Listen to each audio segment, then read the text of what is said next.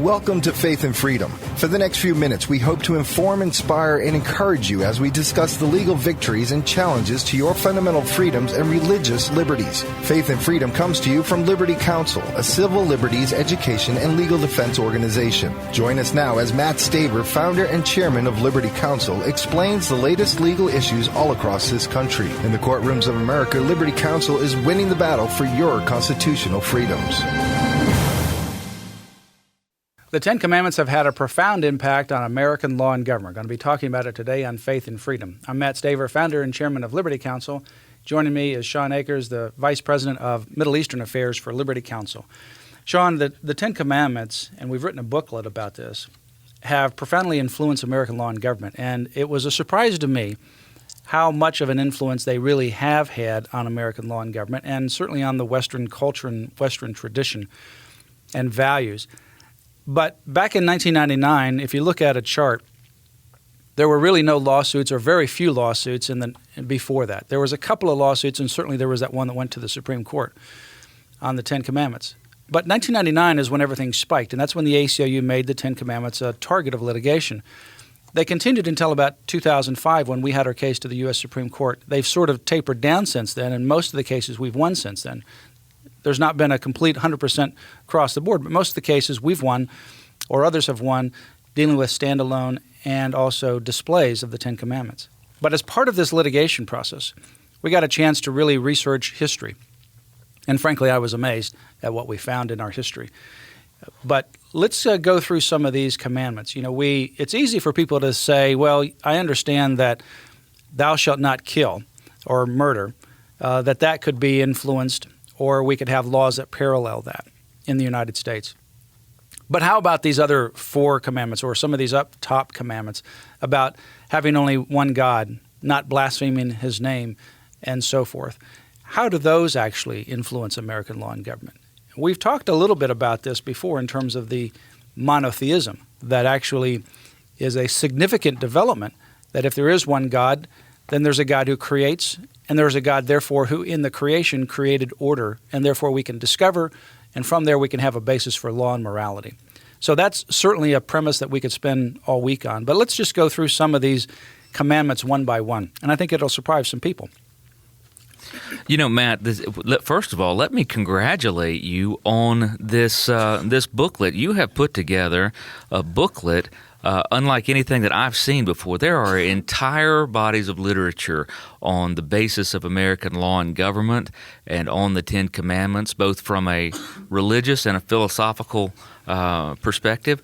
But you put together a small booklet that really is enlightening in a way that I haven't seen in 500-page books. It traces down through each commandment its influence, how some of the states have treated it. And I'll tell you, even before we get into the commandments, it really begs a question, Matt.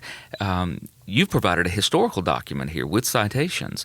If all of this controversy sprang up through the ACLU just deciding at the turn of a new millennia, at around 1999 and 2000, we're looking at documents that have been in existence, the United States, since the 1780s. Some of these documents are millennia old. How is it, Matt, that the United States bounced along doing just fine for the first 200 years of its existence without any problem at all in this respect, and then the ACLU is able to make such a horrible controversy? I think what you have is judicial activism that ultimately ignores our history and ultimately assumes what we find in 1999, 2000, 2001, that some of these commandments, these monuments, because they're there, are an establishment of religion.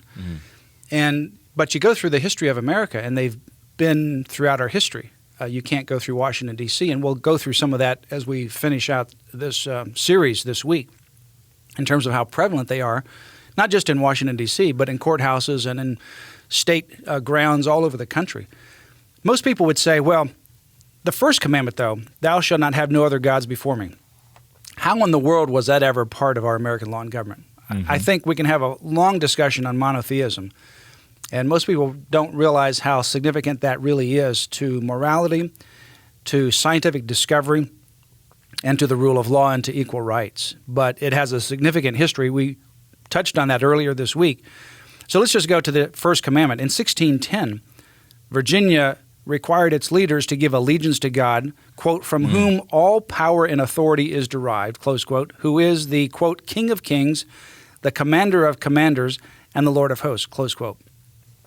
You know, Virginia in 1610, early on, adopted the first commandment as part of its laws. And you can go on and on. Massachusetts in 1641 says, if any man after legal conviction shall have or worship any other god but the Lord God, he shall be put to death. They actually had a death penalty there. Mm-hmm. Now, we're not advocating, obviously that death penalty. But what we are saying is that for someone to just throw out the Ten Commandments as though they had no influence, you look at these laws in the early colonies, and they were actually part of our laws. The 1820 preamble of Maine's Constitution talks about the sovereign ruler of the universe. The Virginia preamble to the 1872 Constitution reaffirms our faith in a constant reliance upon God. In God we trust. Mm-hmm. All of those kinds of things flow out of the first commandment. Matt, it's funny that when you look at 1872, you've got here Virginia's preamble to the Constitution.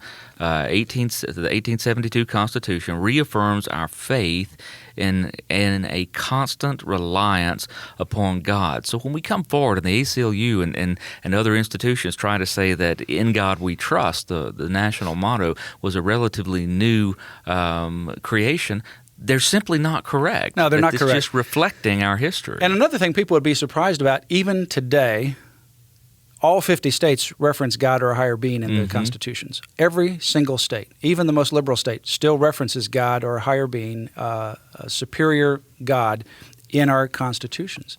Now, where does that come from? It doesn't just come out of thin air. And it's not multiple gods, but it is a singular monotheistic God. Mm-hmm. Now, if you move over to the second commandment forbids making idols. That was adopted in 1680 in New Hampshire, and it talks about idolatry, that it enacted an anti-idolatry statute, and it says, it says idolatry, it is enacted by ye assembly and ye authority thereof. Yet if any person have had the knowledge of the true God openly and manifestly have or worship any other God but the Lord God, he shall be put to death. Now, again, these are very harsh penalties, but the point of it is that these are referencing back and incorporating even these first commandments. It says in 1780 in the Constitution of Massachusetts, it is the right as well as the duty of every man in society, publicly and at stated seasons, to worship the Supreme Being, all caps with the Supreme Being, the great creator and preserver of the universe. Mm-hmm. It's built in, Matt. It's absolutely the fact not only that the Ten Commandments serves as some sort of philosophical basis. You find here that the states themselves, at the founding of the nation, very seriously incorporated the ideas of the Ten Commandments in a material way that says that we're adopting the substance of these and to see that now that's being treated as some sort of theocratic violation of the Constitution, Matt, is an amazing turn of events that's happened only in the past 20 years or so. It is, and of course the third commandment is about blasphemy. We don't have time in the program here to cover that, but we can talk about that tomorrow. But the blasphemy laws are still on the books in some states today. So in case somebody says, well, that's 1600s, 1700s. No, it's also 2012 as well. We'll talk about that, and we'll go into some more of the fourth commandment with regards to the Sabbath. That commandment, or the residuals of it, are on the statute books of virtually all 50 states. Amazing. We'll talk about more of these as we move forward through this discussion of the influence of the Ten Commandments. But we've got a booklet that's called The Ten Commandments in American Law and Government. It is a fascinating review of how the Ten Commandments have influenced our American law and government. You'll be surprised. We'll have not enough time in this program to go through everything in here, but I would encourage you to read it.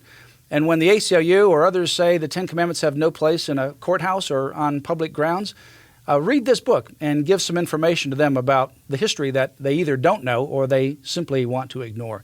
Go to Liberty Counsel's website and ask for the 10 Commandments in American Law and Government. You can also, at our website, give an online credit card contribution to help support the ministry of Liberty Counsel. We're supported by individuals just like you. Contributions are tax deductible. You can also sign up for the Liberty Alert email and the Liberator newsletter. You can do all that right there at the website, lc.org. That's lc.org. Go to the website, send your family and your friends and your church members as well, and make a difference in your community. You have been listening to Matt Staver of Liberty Counsel. We hope that we have motivated you to stand up for your faith, family, and freedoms. We can accomplish a lot when we work together. Get informed and get involved today. Sign up for our free monthly newsletter, The Liberator. We will send it out to you free of charge. Stay informed with our Liberty Alert email updates. Just click on the website at www.lc.org or call us at 1-800-671-1776. Tune in next time to learn more about your rights right here on Faith and Freedom.